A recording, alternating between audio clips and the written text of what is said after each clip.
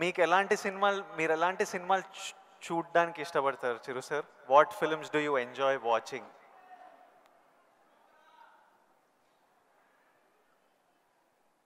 చెప్తే నవ్వుతారు వాళ్ళు, తెలియాలి మా అందరి క్యూరియాసిటీ.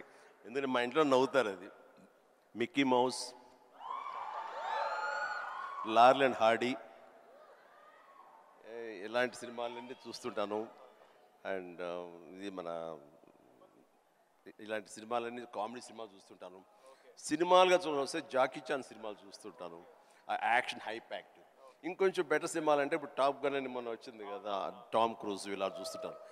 ఏమంటే ఆ లవ్ స్టోరీ ఉన్న చూసారా మీరు, ఎంత బాగుంది టైటానిక్ షిప్, మీరు చూడాలంటే వావ్ గ్రేట్ మూవీ ఎస్ అన్నాను, కానీ నేను దాన్ని చూడలేకపోయాను. అంటే ఏదో విషాదం, బాధ అది అన్ని. అందుకనే నేను సినిమాలకు సంబంధించి మాత్రం లైట్ హార్టెడ్ ఫిలిమ్స్ చూస్తాను. అందుకని నాకు మా గ్రాండ్ డాటర్స్తో మాత్రం మంచి మ్యాచ్ అవుతుంటుంది. అందుకని వాళ్ళు ఎంతసేపటికి కోకో మిలన్ ఇలాంటివి కొన్ని చూస్తుంటారు, నేను కూడా వాళ్ళతో కూర్చొని అలా చూస్తూ ఉంటాను. వాళ్ళు వెళ్ళిపోతారు కానీ ఇంకా అలా చూస్తూనే ఉంటాను. ఏమండి ఆపేయండి వెళ్ళిపోయాడు, అవునా కదా బాగానే ఉందని. అంటే ఆ మిక్కీ మౌస్ వాటిలో ఉండే టైమింగ్ అని అది కానీ ఆ క్రియేటివిటీ చాలా ఇంట్రెస్టింగ్ ఉంటుంది, అలా చూస్తూ ఉంటాం. అందుకనే నవ్వుకుంటారు ఎవరైనా సరే. And one last question sir, మన లైఫ్ ఐ నో పర్సనలీ నా లైఫ్ చాలా మారిపోయింది లాస్ట్ 10 yearsలో. మీ లైఫ్ ఎంతో మారిపోయి ఉంటుంది ఫ్రమ్ మీరు స్టార్ట్ అయినప్పటి నుంచి ఈ రోజుకి.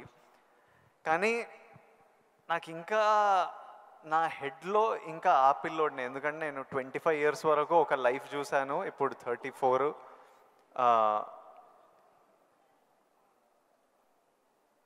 ఐ వాంట్ టు నో,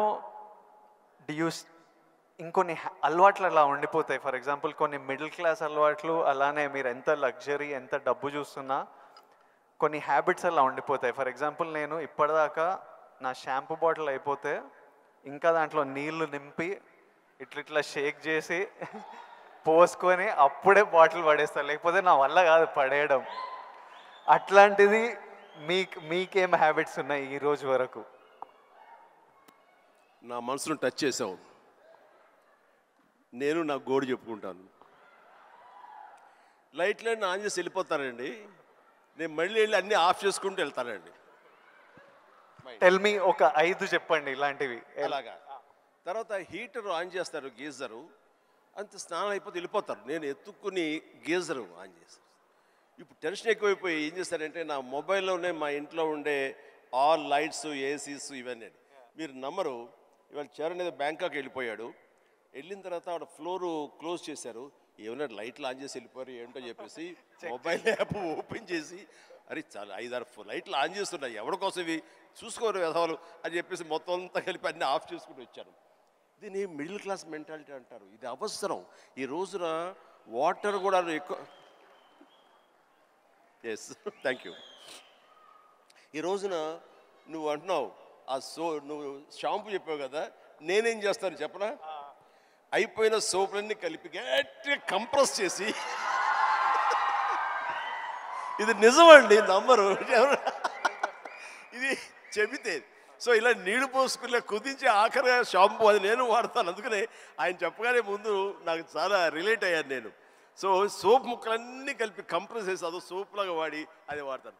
అంటే ఇది మన మెంటాలిటీ అలా ఉంది, అలా చేయాలి. ఈ రోజున అలాగే వాటర్ కూడా నేను చెప్తాను, ఈ వాటర్ క్రైసిస్ రాబోతున్నందుకు ఈ మధ్య మేము బెంగళూరులో హౌస్ కట్టామండి. బెంగళూరులోనే ఎంత నీటి ఎద్దడి ఉందని మీకు అందరికీ తెలుసు. అక్కడ ఇంకుడు గుంటల్లాగా పెట్టి వాటర్ని గ్రౌండ్లో ఆ వాటర్ బెడ్స్ మెయింటైన్ చేయడం కోసం ఎవరు ప్రయత్నాలు చేయలేదు.